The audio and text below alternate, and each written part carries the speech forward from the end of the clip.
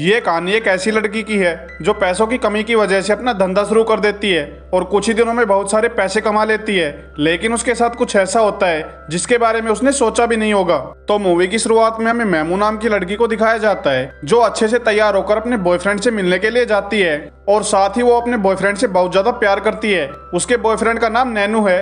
वो दोनों आराम से बातें कर रहे होते हैं, तभी मैमू नैनू से कहती है कि मुझे बहुत ज्यादा डर लग रहा है। तो नैनू उससे कहता है तुम्हें डरने की क्या जरूरत है, साथ ही तुम्हें ये काम 15 दिन के लिए ही करना है, क्योंकि वो अपने बॉयफ्रेंड से बहुत ज्यादा प्यार करती थी और उसके लिए किसी भी हद तक जाने के लिए तैयार थी। अब नैनू को कुछ पैसों की जरूरत थी, इसलिए वो उसे एक डांस क्लब में काम करने के लिए कहता है और जो तुम्हें वहाँ से पैसे मिलेंगे उससे हम शादी कर लेंगे, ये कहकर वो वहाँ से चला जाता है। इतना सोचने के बाद मैमू इस काम को करने के लिए तैयार हो जाती है। अगले दिन वो तैयार होकर क्लब में जाती है और साथ ही क्लब के ओनर कोलेट से भी मिलती है। कोलेट उसे ऊपर से नीचे तक घूरने लगती है और उसे बताती है कि तुम्हारे बारे में जितना बताया गया था तुम मुझसे भी ज्यादा सुंदर हो। मैमू उससे कहती है कि मुझे क्लब के बारे में ज्यादा नहीं पता, साथ ही वो डरी हुई थी। मैमू उससे कहती है कि मुझे धंधे के बारे में ज्यादा नहीं पता। तो कोलेट उससे कहती है क्लब के एक दिन का एक्सपीरियंस बाहर के 10 सालों के बराबर होता है और तुम धीरे धीरे सब कुछ सीख जाओगी। जिसके बाद कोलेट उसे उसका रूम दिखाती है। फिर वो उसे बताती है कि तुम्हें यहाँ पर एक प्राइवेट रूम दिया जाएगा जिसके बदले तुम्हें हमें कमाई का 50% देना होगा।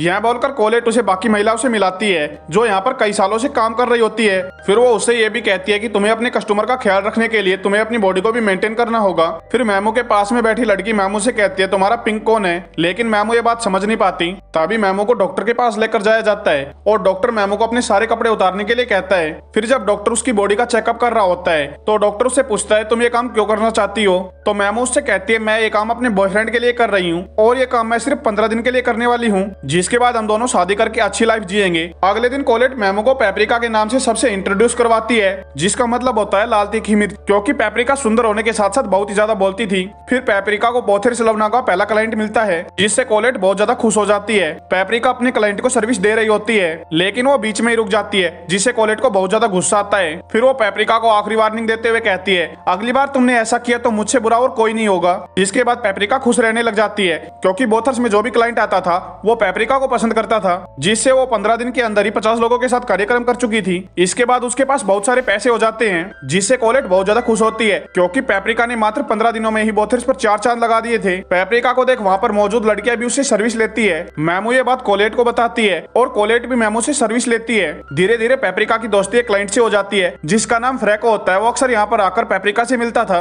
और उसे मैमू से प्यार हो जाता है और वो मैमू को ये काम छोड़ने के लिए कहता है, जिस पर मैमू उससे कहती है मेरा बॉयफ्रेंड बाहर गया हुआ है और जब वो लौट कर आएगा तो हम दोनों शादी कर लेंगे। जिसके बाद मैमू अपने बॉयफ्रेंड को कॉल करती है लेकिन वो उसका कॉल नहीं उठाता, जिससे मैमू बहुत ज्यादा दुखी हो जाती है। जिसके बाद मैमू फ्रैको के साथ बाहर डिनर पर जाती है लेकिन वहाँ पर वो अपने बॉयफ्रेंड को किसी और लड़की के साथ देखती है। जिसके बाद मैमू अपने बॉयफ्रेंड के पास जाती है और उससे पूछती है तुम लंदन से कब आए। साथ ही उसके पास में बैठी लड़की से भी पूछती है, जिस पर वो लड़की उससे कहती है तुम कौन हो। जिस पर मैमू उससे कहती है मैं इसकी गर्लफ्रेंड हूँ। जिस पर वो लड़की हंसने लगती है और साथ ही वो उससे ये भी कहती है मैं पिछले 3 साल से इसकी गर्लफ्रेंड हूँ और वो उस पर हंसने लगती है और यहाँ से चली जाती है और साथ ही नैनो उसके पीछे पीछे चला जाता है। ये देखकर मैमू और भी ज्यादा दुखी हो जाती है। मैमू पूरी तरह से टूट चुकी थी, जिससे वो वहीं पर रोने लगती है, जिससे फ्रैंको उसका फायदा उठाता है और साथ ही उसे अपने घर पर भी लेकर जाता है। जिसके बाद वो दोनों करीब आते हैं और वहीं पर कार्यक्रम करने लगते हैं। सुबह पेपरिका उसके लिए ब्रेकफास्ट लेकर आती है। फिर फ्रैंको उससे कहता है मैं जल्दी कैप्टन बनने वाला हूँ, जिसके बाद हम दोनों शादी कर लेंगे। लेकिन पेपरिका उसे मना कर देती है और उससे कहती है मैं अभी भी ब्रोथर में काम करूंगी, लेकिन अपने लिए। अगले दिन नैनो पेपरिका से मिलने के लिए जाता है और उससे कहता है मुझे तुम्हारी कमाई का 60% चाहिए, लेकिन पेपरिका उसे मना कर देती है और उसे जेल भेजने की धमकी भी देती है। तो नैनो उससे कहता है मैं तुम्हारा पिंप हूँ, जिससे हमें पता चलता है कि नैनो बहुत ही ज्यादा घटिया लड़का है जो सीधी सादी लड़कियों को अपने प्यार के जाल में फंसाकर उनसे ब्रोथर में काम करवाता है ताकि वो उनकी कमाई का 60% ले सके। ये सुनकर पेपरिका बहुत ज्यादा डर जाती है और साथ ही कोलेट से मदद मांगती है। कोलेट उससे कहते हैं मैं तुम्हारी मदद जरूर करूंगी। अगले दिन पिंप एक लड़की को बहुत ज्यादा मारता है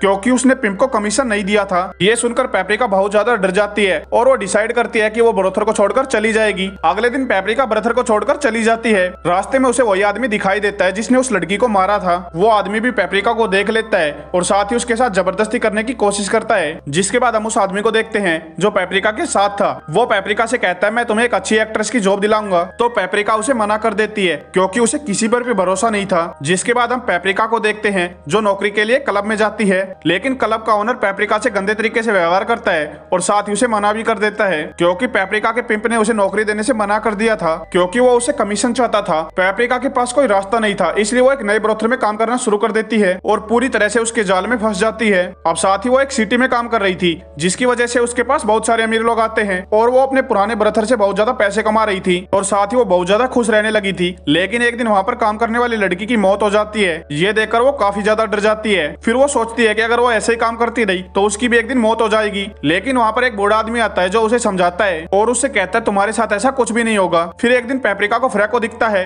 और वो उसे देखकर बहुत ज्यादा खुश हो जाती है, जिसके बाद वो दोनों इंटीमेट हो जाते हैं। फ्रैको पेपरिका से कहता है कि मुझे कुछ पैसों की जरूरत है, जिसके बाद पेपरिका उसे पैसे देती है। फिर फ्रैको उससे कहता है मैं ये पैसे तुम्हें जल्दी लौटा दूंगा, जिसके बाद हम दोनों शादी करेंगे। जिसके बाद ब्रथर में पुलिस की रेड पड़ जाती है जहाँ पेपरिका काम करती है, जिसके बाद उस ब्रथर को बंद कर दिया जाता है। ब्रथर के बंद होने के बाद पेपरिका के पास कोई और ऑप्शन नहीं था, इसलिए वो एक दूसरे ब्रथर में जाकर काम करने लगती है। फिर पेपरिका को धीरे धीरे सब समझ में आ जाता है कि धीरे धीरे सारे ब्रथर बंद हो जाएंगे। जिसके अगले दिन पेपरिका को पता चलता है कि फ्रैको को पुलिस ने पकड़ दिया है। ये खबर सुनने के बाद पेपरिका बहुत ज्यादा दुखी हो जाती है। अगले दिन एक अमीर आदमी अपने बर्थडे पर अपने बेटों को एक ब्रथर में लेकर आता है जहाँ पर बहुत सारी लड़कियां होती है, लेकिन उस अमीर आदमी के बेटों को पेपरिका बहुत पसंद आती है। एक दिन वो अमीर आदमी पेपरिका को अपने घर पर बुलाता है, जिसके बाद वो दोनों वहीं पर मजे करते हैं। अमीर आदमी को पेपरिका के साथ कार्यक्रम करने में बहुत ज्यादा मजा आता है, जिसके बाद वो सभी के सामने पेपरिका को अपनी वाइफ बनाने का फैसला करता है। शादी के कुछ दिन बाद ही उस आदमी की मौत हो जाती है और पेपरिका उसकी वाइफ होने की वजह से वो उसकी आधी प्रॉपर्टी की मालकिन हो जाती है। जिसके बाद वो फ्रैको को एक नई बोट दिलाती है और जिसके बाद वो दोनों साथ रहने लगते हैं। इसी के साथ ये मूवी यहाँ पर खत्म हो जाती है। अगर आपको ये मूवी अच्छी लगी हो तो please like, comment, share and subscribe जरूर करें।